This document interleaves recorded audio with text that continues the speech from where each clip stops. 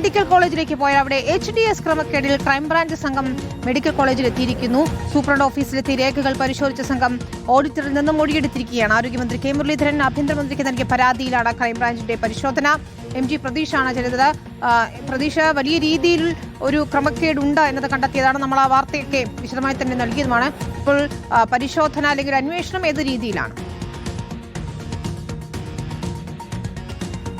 വിനീത, Thiruvananthapuram medical കോളേജിലെ ആശുപത്രി വികസന സൊസൈറ്റിയിൽ ഗുരുതര ക്രമക്കേട് നടന്നുവെന്നതായിരുന്നു ഓഡിറ്റ് വിഭാഗം കണ്ടെത്തിയത്.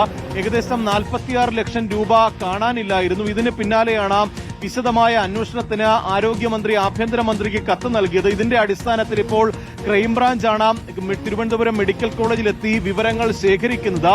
പ്രധാനമായും ഈ ഓഡിറ്റ് നടത്തിയ ഓഡിറ്ററിൽ നിന്ന് വിശദമായ മൊഴി ക്രൈംബ്രാഞ്ച് സംഘം രേഖപ്പെടുത്തി. ഒപ്പം മെഡിക്കൽ കോളേജ് സൂപ്രണ്ടിൽ നിന്നും മൊഴി രേഖപ്പെടുത്തിയിട്ടുണ്ട്. ഈ HDSുമായി ബന്ധപ്പെട്ടുള്ള രേഖകൾ ആശുപത്രിയിലെത്തി പരിശോധിക്കുക കൂടി ചെയ്തിട്ടുണ്ട്. നേരത്തെ ഈ ക്രമക്കേടുമായി ബന്ധപ്പെട്ട് ഏതെങ്കിലും ഉന്നത ഏജൻസി അന്വേഷിക്കണമെന്ന ഒരു ആവശ്യമായിരുന്നു ആരോഗ്യമന്ത്രി മുന്നോട്ട് വച്ചത്. ഇതിന്റെ കൂടി അടിസ്ഥാനത്തിലാണ് ക്രൈംബ്രാഞ്ച് ഇതുമായി ബന്ധപ്പെട്ട പരിശോധന നടത്തുന്നത്. വലിയ വീഴ്ച ഈ 2019-2020 കാലത്തെ ഓഡിറ്റിൽ ഉണ്ടായിരുന്നു എന്നതാണ് പ്രധാനമായി മനസ്സിലാക്കാൻ കഴിയുന്നത്. 46 ലക്ഷം രൂപ എവിടെ പോയി എന്ന ചോദ്യത്തിന് ഇപ്പോഴും ഉത്തരമില്ല. അതുകൊണ്ട് തന്നെ അതുമായി ബന്ധപ്പെട്ട് വിശദമായ അന്വേഷണം നടത്തേണ്ടതുണ്ട്. അതിന്റെ ഭാഗമായാണ് ആദ്യഘട്ടമെന്ന നിലയിൽ ഓഡിറ്ററിൽ നിന്നും മെഡിക്കൽ കോളേജ് പരാതി നൽകിയ മെഡിക്കൽ കോളേജ് സൂപ്രണ്ടിൽ നിന്നും മൊഴി രേഖപ്പെടുത്തിയിരിക്കുന്നത്. ഒപ്പം അതുമായി ബന്ധപ്പെട്ട രേഖകളും പരിശോധിച്ചാണ് ഇപ്പോൾ ക്രൈംബ്രാഞ്ച് സംഘം മടങ്ങിയിരിക്കുന്നത്.